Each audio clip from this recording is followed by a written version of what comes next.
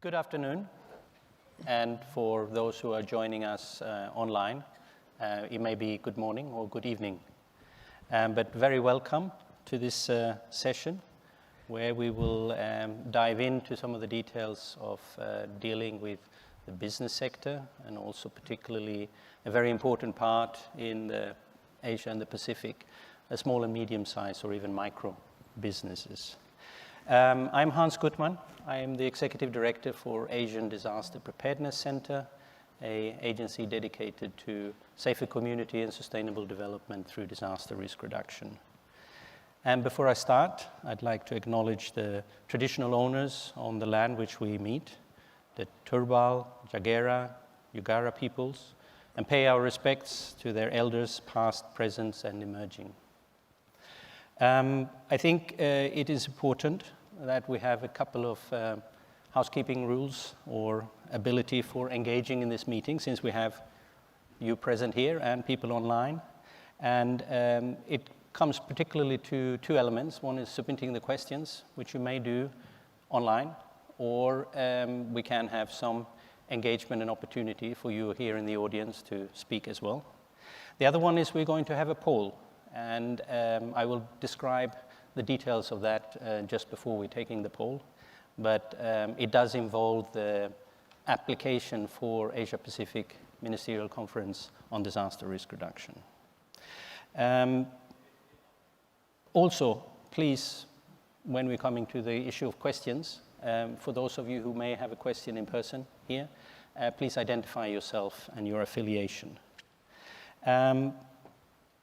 This particular focus is on dealing with small, medium-sized, and micro enterprise, and on the private sector as a whole, and how we are addressing the issues related to disaster risk reduction, and perhaps also some of the more recent experiences through the COVID. I have a couple of speakers, two of them here and on the stage, and one more who is joining us online. But before we start, to set the stage a little bit, we will want to share a short video with you in order to perhaps put it in focus on what we're going to discuss. So I would like to start the video now.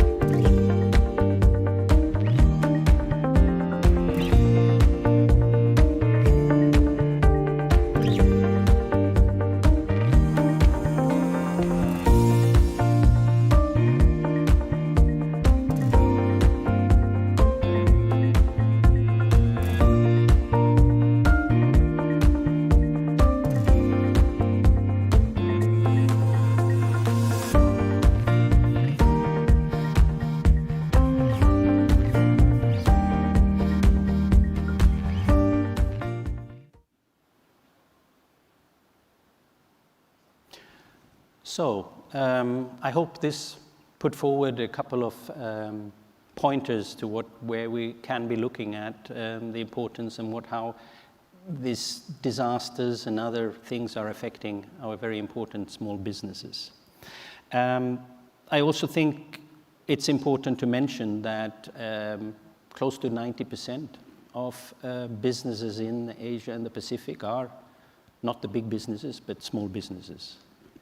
And at all levels, we have faced these difficult situations when we are affected by disasters.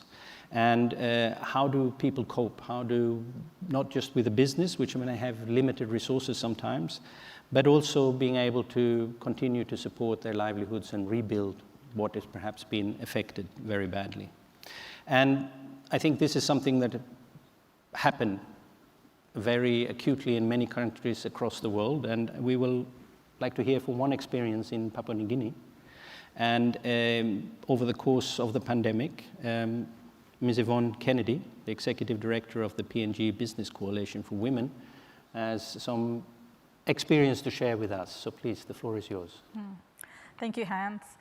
Before I talk about the work we're doing in supply chain, I thought it'd be good to explain a little bit about our organisation and the work we do. So the Business Coalition for Women is a member-based organisation, and we're represented by registered businesses, many of which are large organisations. So from the perspective of the business community, they wanted to set up an organisation such as us with the purpose of advocating for fair representation of women in leadership and decision-making roles and business. So we work on key strategic areas. Firstly, we work with the business community to address violence. It's one of the biggest barriers for women's progression in Papua New Guinea and globally also. We also work in the strategic area of creating leadership opportunities for women. The third area we focus on is recruitment and retainment of women in the business community. And finally, the fourth strategic area, which I'll be focusing on this morning, is creating opportunities for women-owned business and supply chain. So in this space, to give you some understanding of some of the work we were doing pre-COVID, we had begun consultations with our membership, particularly our larger businesses. And we began to understand from our membership that the majority of their products and services that they were procuring were offshore outside of Papua New Guinea. And in fact, only a small percentage were procured nationally. So we wanted to understand how we could work with our members to influence procurement practices and to encourage the procurement of products and services produced by Papua New Guinean women-owned businesses. Naturally, this work has required that we foster collaborations across different sectors, including government, local communities, and private sector, in order to ensure that we create sustainable business environments for MSMEs. We began working with particularly organisations that were working with MSMEs who were capacity building, helping those small businesses understand how they could do business modelling, financial management, marketing. We were particularly interested in how we could link our members with these MSMEs through these organisations. So began the journey of us working with some of our larger members in retail, in construction, and other sectors. And they would work with these incubators, these accelerator hubs, to share with them their knowledge about procurement practices, but at the same time, MSMEs were able to pitch their products and services and their local knowledge and understanding about local practice as well. So that was pre-COVID, and then COVID hit, and we've since learnt through a recent snapshot study in Papua New Guinea that the women who went through these accelerator programs, incubator programs, over 70% were impacted negatively by COVID. So the impetus was then, well, how can we work with what we know, but our focus is also starting to shift around risk management because of this big impact as well. So in 2021, we formed our first working group, and the working group was made up of procurement managers, and we wanted to identify key areas of knowledge development to assist with resilience in supply chain. So what we learnt through that process was from the women-owned business side, the MSME side, They had limited knowledge of corporate procurement requirements and how to position their business to meet those requirements. They had inadequate skills and operational capacity to meet relevant industry, social, or environmental certifications and ISO requirements, including risk mitigation. We understood they had limited access to affordable and effective use of finance to bid on larger procurement contracts and to keep up with demand. From our membership, we understood that they actually had limited understanding of the financial needs of women MSMEs. They had difficulties in identifying eligible women-owned businesses as well, and their use of policies and procedures were preferential to larger suppliers, leaving out smaller local businesses. So the areas that we have chosen to work on, which have been influenced by COVID as well, is the space where we are trying to create a learning environment with local organisations who are helping assist MSMEs in the areas of procurement. So our organisations are working to help them understand the relevant industry, social or environmental certifications and ISO requirements, understanding risk mitigation such as ISO 31000 and including access to finance. I mean, access to credit for us is a big issue as well. So provision of credit is beyond the scope of our organisation. However, we can facilitate support for MSMEs to navigate the loan application process. And for our membership and corporates beyond our membership, we will continue to advocate for awareness around the business case for engaging women SMEs, as local businesses in Papua New Guinea, in the Pacific, in many communities, are intrinsically intertwined with the communities they operate in. So the community resilience is built through these relationships. And to sustain this, we will absolutely be advocating for company policy and corporations to have gender-based policies which include the business case and their contributions to supply chain. Yeah. Thank you very much. And moving swiftly onwards, since we are clock ticking down on what time we have here, we have from Timor-Leste, Francisco Amaro from the Ministry of Commerce and Industry. And we just heard about inclusive approaches or engagement in Papua New Guinea as a way to support women-owned micro, medium, and small enterprise. And these solutions are critical both to those in businesses and to communities which they support, and their value is maximized when met by government policy and which complements them. Drawing from the interventions in Timor-Leste employed during the COVID-19, especially targeting important sector of the economy. What are you seeing as, from these solutions, what are you seeing, what is useful for the micro, small and medium-sized enterprise within the country? I'll hand over to you.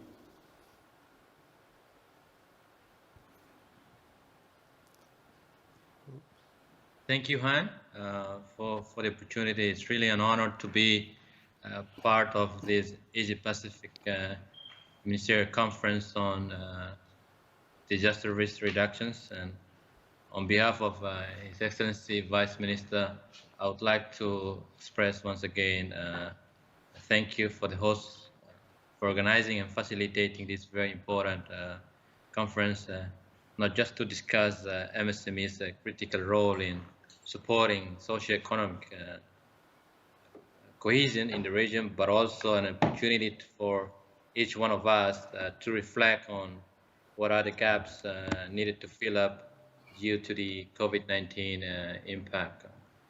What we have done and achieved, and how best we have used the resources to build back better and beyond the pandemic.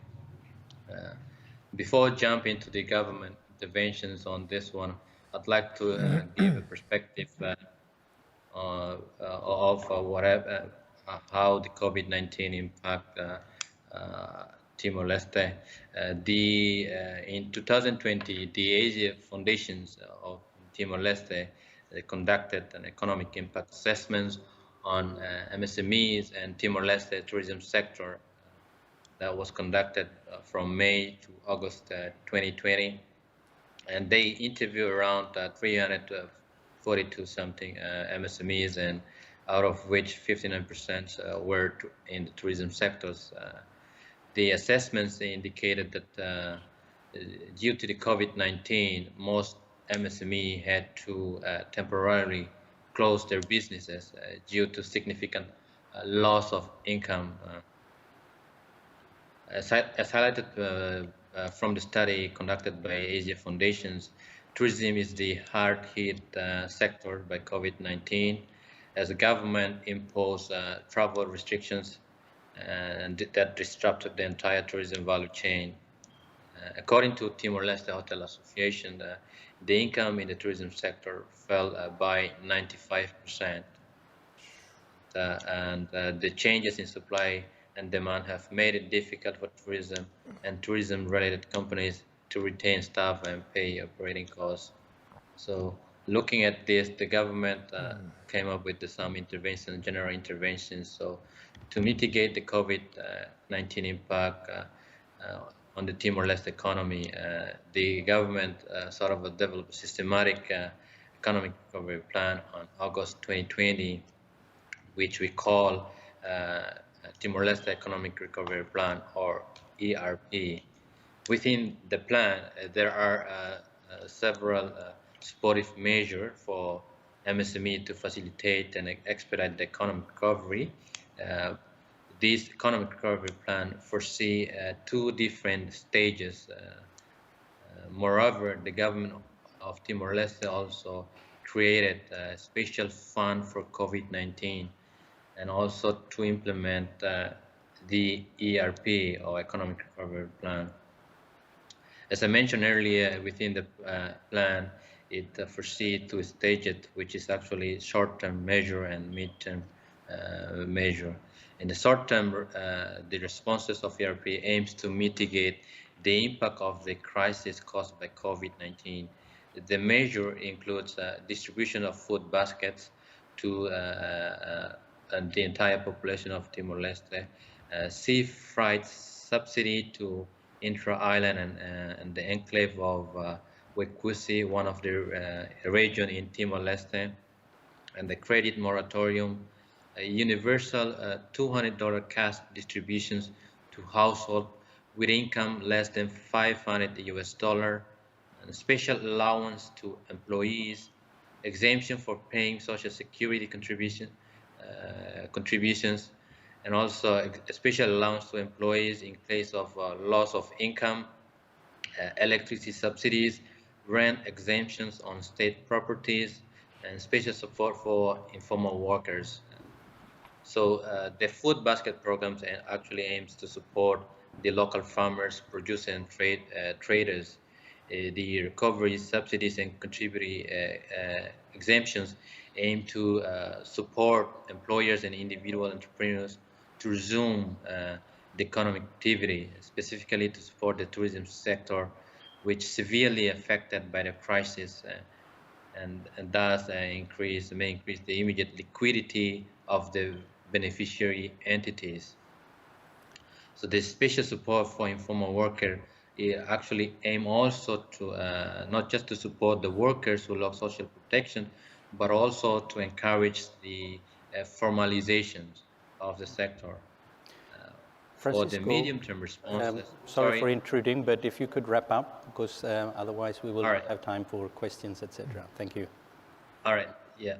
So for the medium-term responses, there are three main purposes of this public policy: the creation of new productive and decent sector, which the target sector includes education, health, social protections, institutional aspect, optical fiber industries, and renewable energies. So with the support of the government, this is not just able to keep the jobs and business, but also sustain the businesses. The support provided is actually a cushion for the private sector to go beyond the COVID-19. So just to put into perspective, the Timor-Leste government subsidy for COVID-19 response were among the highest in the region. So I think this is my response to your questions. Over to you, Han.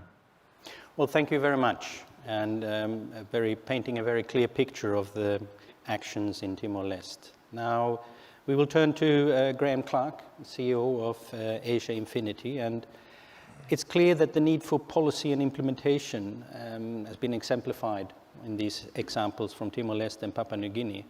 But linking them up at all levels often is a last hurdle of making sure that there is a consistent level playing field and that there is access to support, etc. Graham, can you tell us about Asia Affinity, which have worked on creating these linkages between bottom-up and top-down approaches for medium, small, and micro-sized enterprise in your programming? Thank you. The floor is yours. Thank you. A very good afternoon, and firstly, thank you to the Australian government and the UNDRR for inviting us to speak. And after those two very eloquent sort of presentations and outlines of how badly COVID's affected, I think it's quite pertinent now to look how a mix of government and community to find solutions for the future. Just by way of introduction, for our business sector, we focus on what we call small community and SME, otherwise known as the last mile communities. And for these communities, we offer three value propositions. One, we build the communities in new initiatives.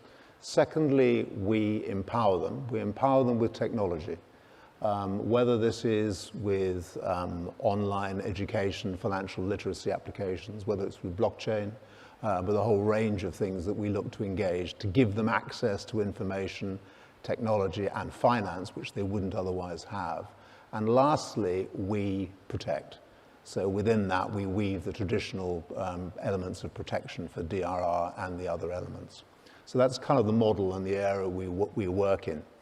To deliver that for the small community and SME area, risk transfer, risk mitigation, and risk assessment is absolutely critical. Why? It's critical because without it, you can't finance the business. And if you can't finance the business, it's not sustainable. So within this whole question of how you handle risk is really critical. I'm going to ask you a small favor now. As we start for the next couple of minutes, I want you to think of disaster risk reduction not as an abstract or as a standalone issue. I want you to think about it laterally or horizontally and work out how do we weave DRR and DRR finance into the core business models of SMEs.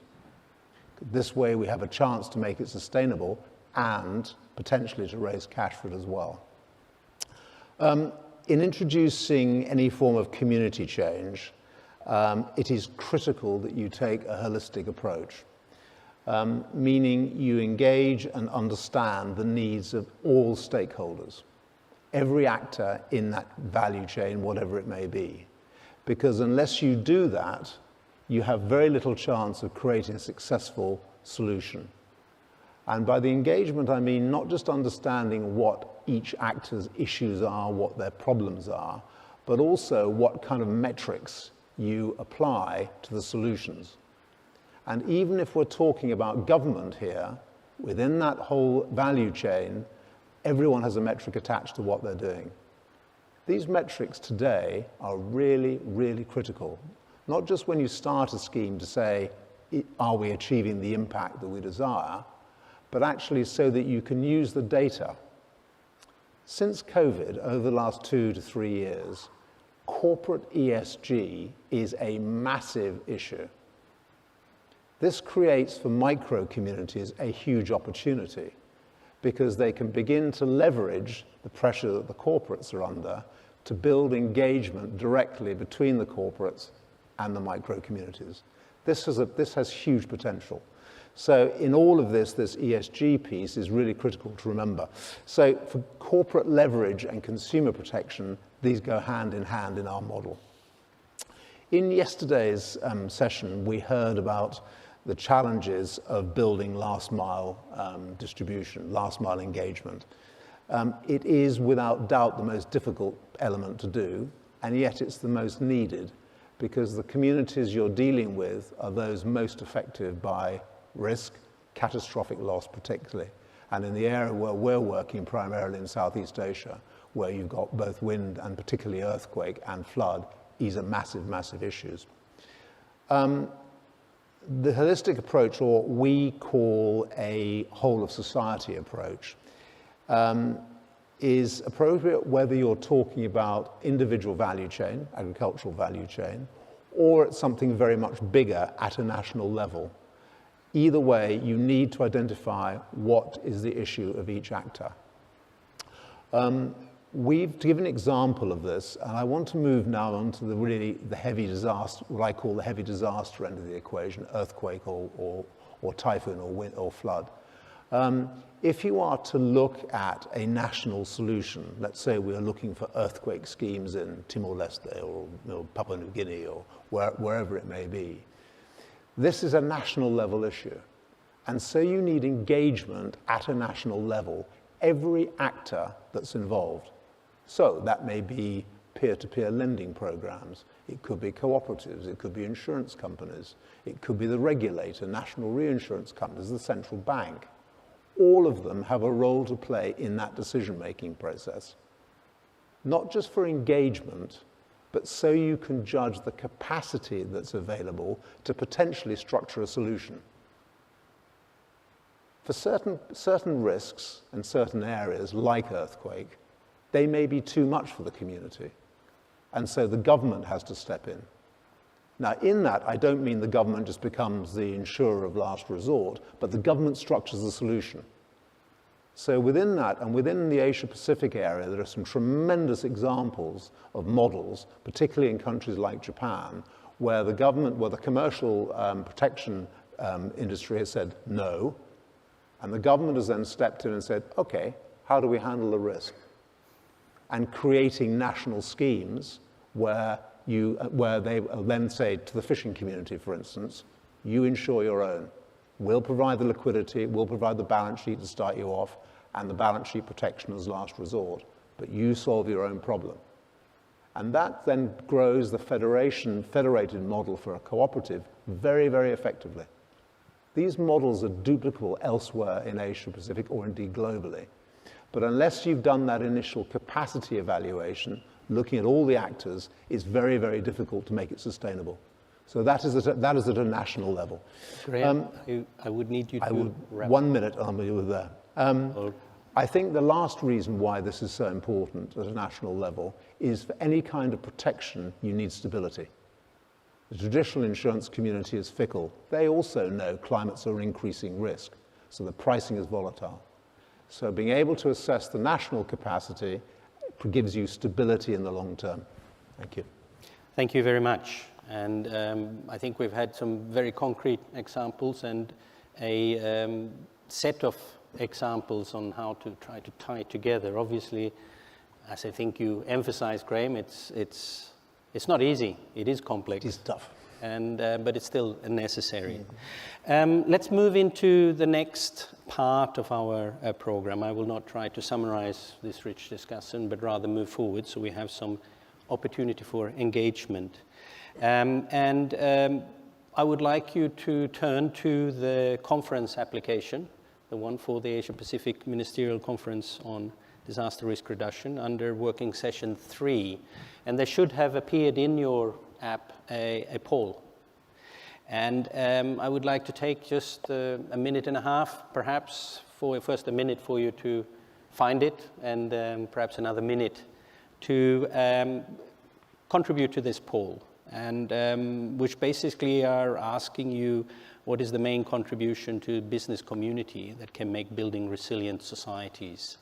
And as you can see on the screen, some people have already found it. I think we can take another minute perhaps to see what your opinion are on this particular issue. And as the time is ticking, I hope you are reflecting on some of what is said.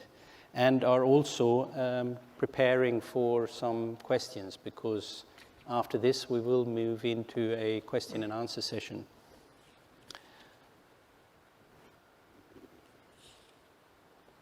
So we got some 30 odd votes, and of course this will then be correlated and statistically significant and doing all of the analysis around it, or possibly we just take it as a snapshot of your view at the moment.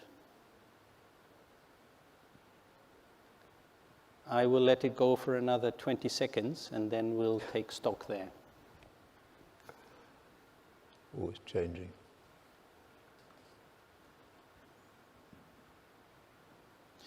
In the meantime, I would, before we go into the real questions, I will turn to the panel, but considering the time, I will ask you to keep your intervention to 1 minute, and then we can move into question and answers and follow up again.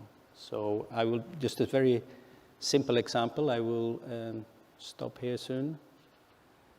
And I think we can stop the app now and see what we ended up on in terms of the actual final toll or the final count.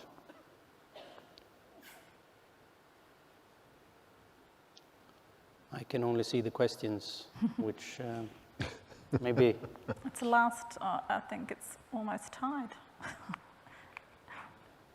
Okay, maybe the technology will be sorting out and we will be reflecting on those poll questions later.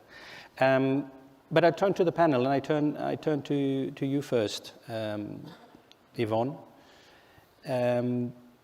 What are some specific, or what is one example of the private sector that has helped to create lasting community resilience in the face of disaster? Well, in terms of the work that we've done, I think the private sector in Papua New Guinea has actually done a very good job in terms of building community resilience. And I'm going to focus a little bit away from what we were talking about, because I think it does support the resilience of this landscape, MSMEs, is that they have supported around advocacy around addressing violence. So safety, security, travelling to and from markets has been something that they've always been advocating for, and we're working toward creating sustainable solutions through the money generated from the private sector as well. So I would say that for me has been the biggest impact in Papua New Guinea. Thank you. And can I turn to you, Francisco, with the same question? What do you think of one example where the private sector, particularly small enterprise, has helped in creating lasting community resilience in disasters? I think in this regard, it is really essential to improve the domestic production, but also its supply, the entire supply chain, and equip the SMEs with relevant skills and knowledge through business support programs, including sustainable access to capital. In Timor-Leste case, the government actually allocated around $50 million for soft loan program, not just to facilitate the business to access the capital, but also helping the community getting the product purchased and establish the whole government value programs and linking the SMEs and community, but at the same time also establish the incubation centers and including enabling environment to access to technology by providing hands-on business training, establish necessary policy and regulations on e-commerce and MSMEs policies. So this would mean that maximizing the employment opportunity using locally resource-based approach be prioritized, but the focus also should be providing on the those most vulnerable and marginalized ones. Thank you. Thank you. And then turning to you, Graham, what can you bring up from, and just an example of where you see concretely the business has helped? I think in for us, we've we've started something slightly off the wall, that we move from financial services and we grow seaweed. We grow seaweed to address two things, one climate and the other food security. So we have set up effectively a cooperative for seaweed farming, growing seaweed at scale. Within that, we have a second business, which is providing the ecosystem platform underneath all that industry. So it tracks and traces every change of state and every change of ownership throughout the value chain. So it's a digital twin, if you like, of that value chain. This empowers farmers. It means that it gives them security of work, and it gives them security in terms of not just earning more money, but they have a stake in the future. So this is making micro business sustainable in the long term. The most important piece of it also is that the data this throws off completely helps rebalance that seaweed value chain, whether you're a buyer, whether you're a farmer, or whether you're in the middle. In terms of DRR, we also have a specific that we've done, which was setting up a hatchery. At the moment, we're negotiating in the Philippines after the huge issues they had last year with typhoon. So every year the typhoons, every year it does the damage. So we've suggested putting together as a resilience scheme 2 hatcheries. This means that post-typhoon, you can take the seedlings, put them in the water, 6 weeks later, you harvest. So that means you can start to get people back on their feet again quickly. And this is not just something that gives a one-off fix. It's sustainable for the long term. So I think with a little thought and a little preparation, there are lots of these schemes that you can do. And with that, you can also access finance. These are bankable. As His Excellency said, one of the real issues at the micro level is there's no liquidity. So with these kind of schemes, you can begin to build resilience over the longer term. Thank you. And I think these were excellent practical examples of what we're talking about. Now, we are turning the tables here in the sense that we would like you to participate. It's a little bit hard to make out who would want to ask a question here, but I'm sure I have people who can assist us. So we'll turn to the audience here first. If you have any particular specific question for ideally one or more of the panelists, and if you can identify yourself and see whether there is any movement. Yes, it's very hard to see here, but do we have a microphone or something to assist? Or come down here, yes. Come closer. There we have a microphone, yes. There. I'm in the spotlight now. Hi, my name's Andrew Lamb, and I am the innovation lead for Field Ready, which manufactures or helps local manufacturers to produce aid supplies in readiness for and in response to disasters. And we have a team in Fiji working with MSMEs and in Vanuatu working with local manufacturers making supplies. One of the things that cash flow financing is a real problem. So we often find ourselves having to act as an intermediary, essentially, so that the local organization can buy the materials to then make the product, and then having to wait for them to get paid by the NGOs that are buying the product. The procurement process is painful. One of the things we're particularly interested in, though, is how you can create networks of local manufacturers, so that, say, on every island, you would be able to have local people manufacturing soap, making soap for distribution, particularly the pandanus mats and things like that, also for all sorts, there's all sorts of technologies. But the point is, each time we engage in the aid sector with this approach, every single MSME has to be contracted and procured, and it's a separate contract. Have you seen any interesting ways to contract a large number of local manufacturers in a single contract that the aid sector could cope with? Any takers? Maybe Graham? Thank you. Concrete examples, yes. I think it's a great point, because I think this highlights a key issue, is that in today's connected world, we're moving from individual businesses and individual silos into connected ecosystems. So the fundamental bit about making impact is you must have that underlying ecosystem infrastructure that connects people.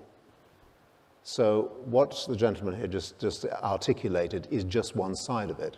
It's putting the MSE or SMEs that need the money into some kind of network. But beyond that, you've got all the buyers, you've got all the consumers. They all want access to that data too. So the interesting part of this is that the data that these ecosystems generate can really impact change. So it solves the initial issues of being able to have access to finance, but it's almost like creating an Alibaba. It's a connected network of supply, which is exactly back to your point about from how you use it after COVID. So the trick of it is, I don't know who here would like to finance an ecosystem, but the trick of it is this is what we need. And then I think from a national, from a government point of view, this also throws out a huge amount of data that's critical for government decision making. So I think, again, if we use this whole of society approach to trying to identify the issue, then I think this should be possible to do. But technically it's easy, but it's just you need the wherewithal in the structuring, and again, what each of those actors needs, what kind of finance for what kind of duration, or what those bits are. So it's absolutely possible. Thank you. And with our attempt of being inclusive, I will now turn to our online audience. Well, some of them have submitted a question, but I want to pick up one from Nazgul Borkosheva. I probably mispronounced that name, but she would like to know what is the level of resilience maturity across micro, small and medium-sized enterprise in the region, and what aspects should we focus on? But I would like to modify it slightly and turn to you. In Papua New Guinea, what would you say is the level of maturity in dealing with resilience? Well, I think that in terms of the formal space of assistance with MSMEs, my understanding is it's not very mature. But at the community level, at the local level, in the informal sector, I understand that local knowledge has high levels around resilience and sustaining themselves within those communities. So, but from the perspective I work from, I'd say that we've got a lot to do in terms of developing and working toward creating a resilient landscape for our MSMEs. Well, thank you. Turning back to the audience here, do we have somebody else, please? Yes. Please step up to the microphone and introduce yourself, and preferably direct it to some of our panelists also. Okay, thank you.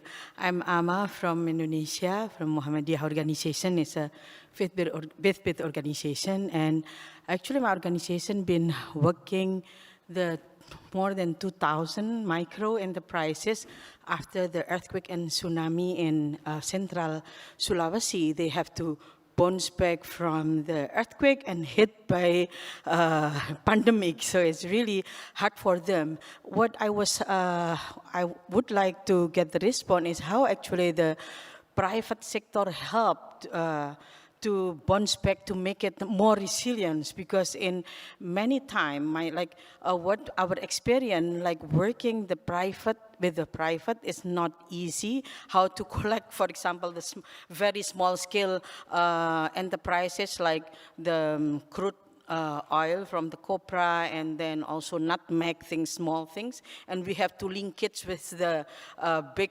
company, or not even big, the medium company. So in outreaching the micro enterprises is not there as in the system to be more resilient. So what I would like to get the response is how actually the private sector can engage with the micro enterprises through the intermediary organization or any community organization. Thank you.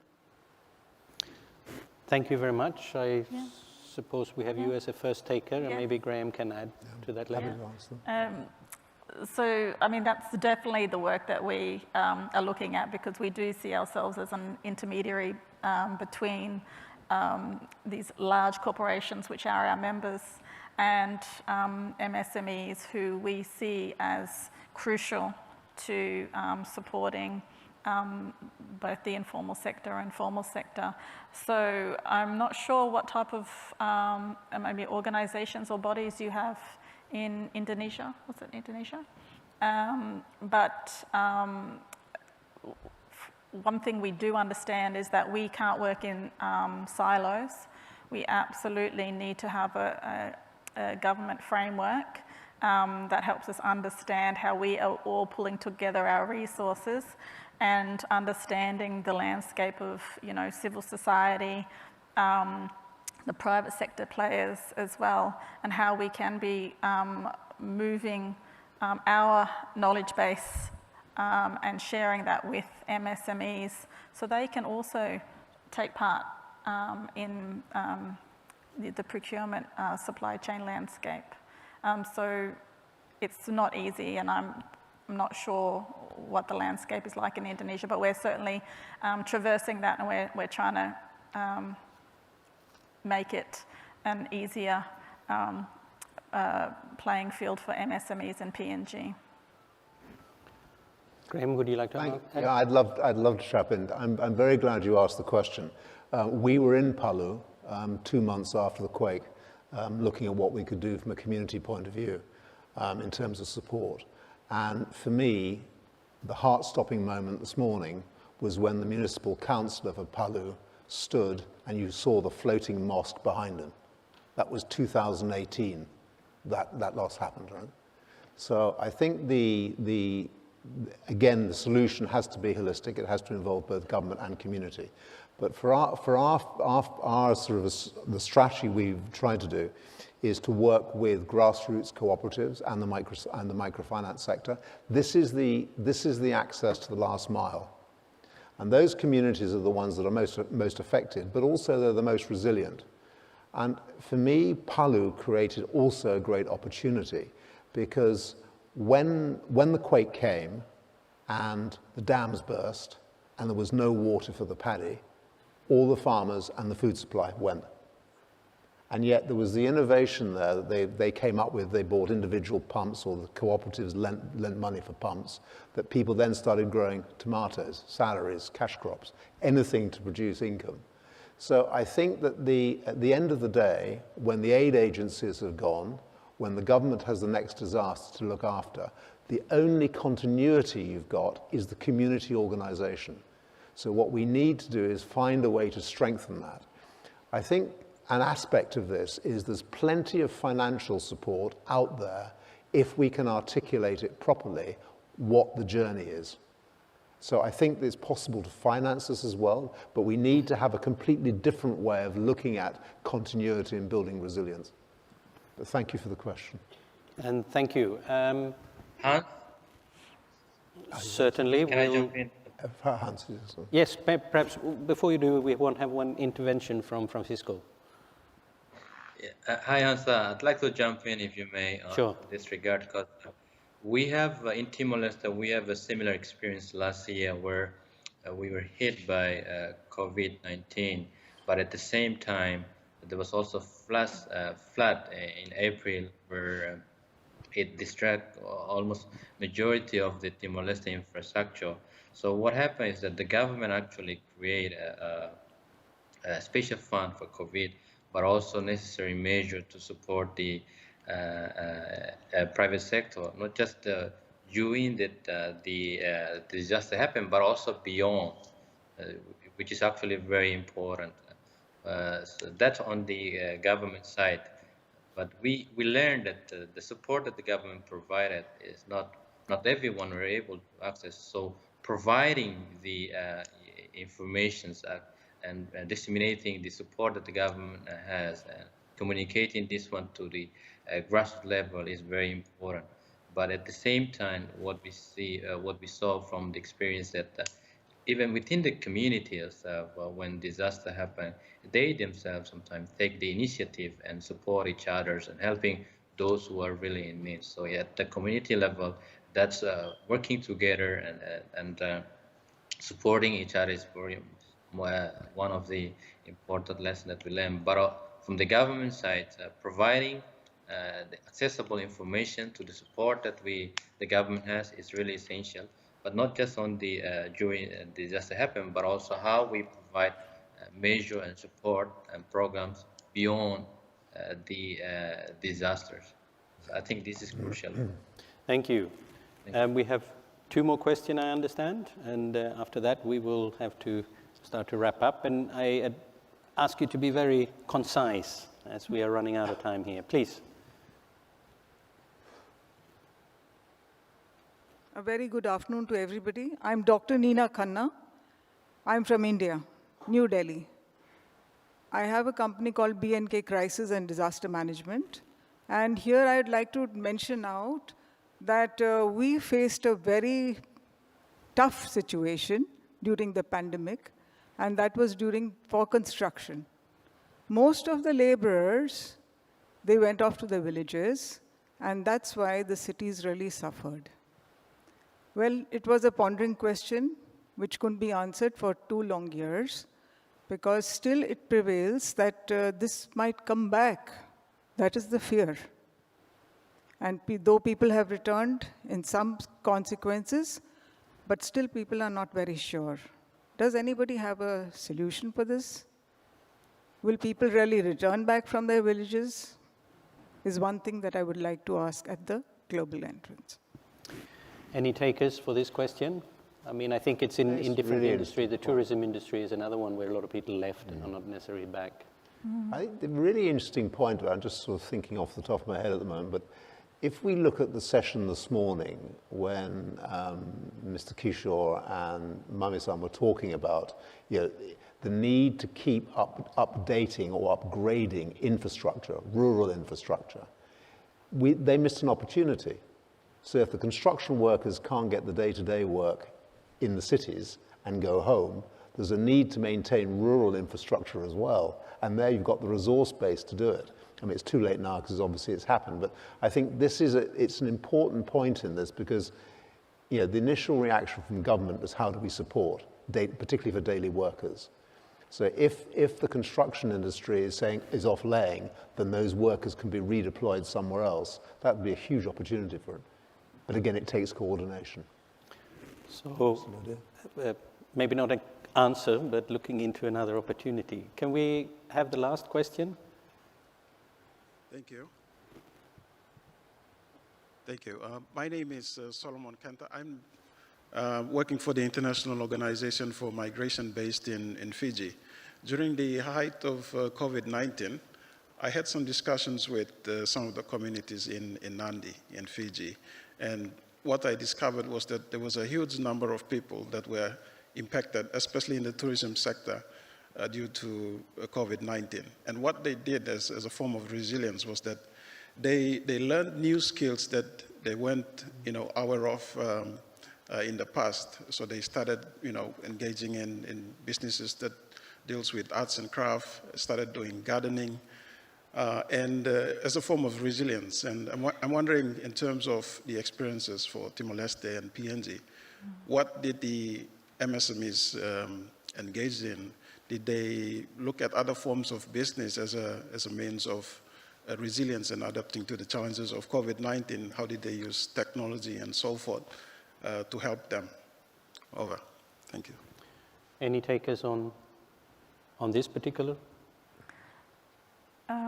Well, I can speak to PNG. We also saw almost like this boom of, I guess, innovation and entrepreneurship, and when we came from that space of where we were able to hold markets again, there was definitely what I saw was visually different products and products being displayed in the marketplaces. Community was coming together and they were rallying together a little bit more. I know at a formal marketplace that's run by a female entrepreneur, she brought community members to address things like finances, access to community information. We had spikes in domestic violence. She created community hubs in that space where people could come together and talk and connect around those issues. So I think it's a good reflection, Solomon, because I certainly also observed that as well. Thank you.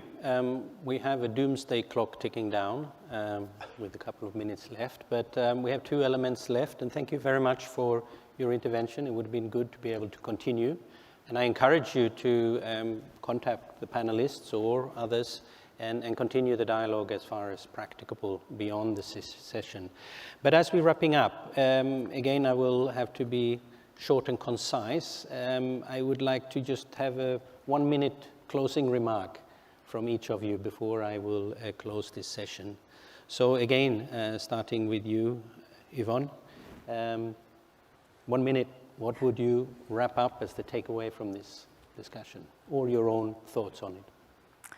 I think, well, I'm always curious to hear, how other organisations are supporting in this space, and it just comes to light around how we can't work in silos. In fact, we need to be reaching out to government in Papua New Guinea a little bit more to understand what they're doing in this space.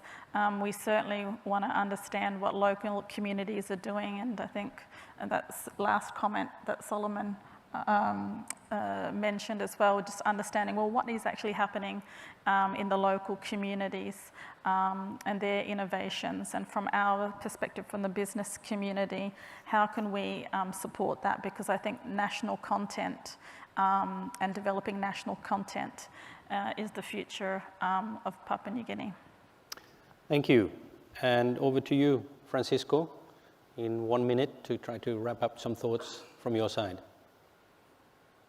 I think I firmly believe that together with our great commitment and effort from all of us, we will achieve, the mission of building resilient MSMEs. Although at the moment there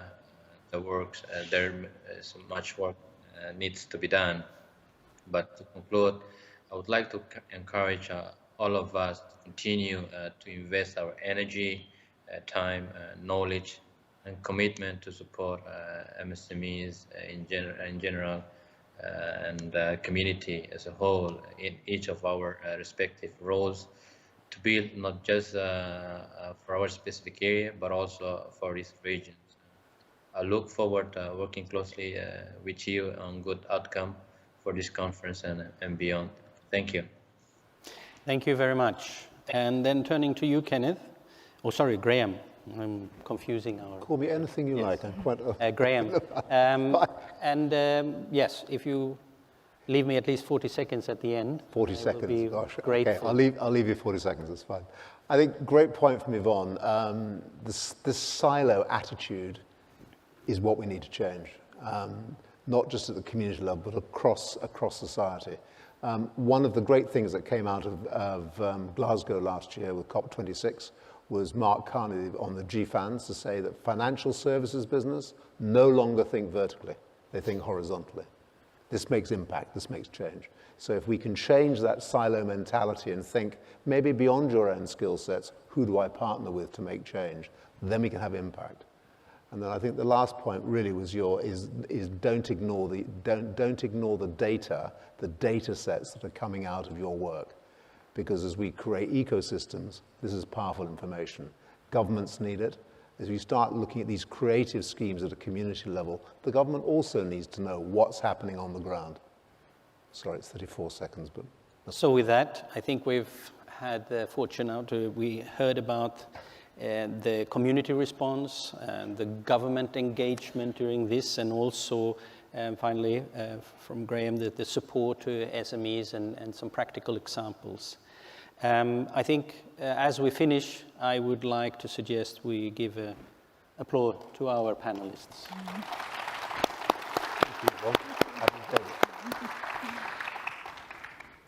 And with that, and right on time, thank you very much, and have a good continuation of today and tomorrow. Thank you. Thanks, Hans.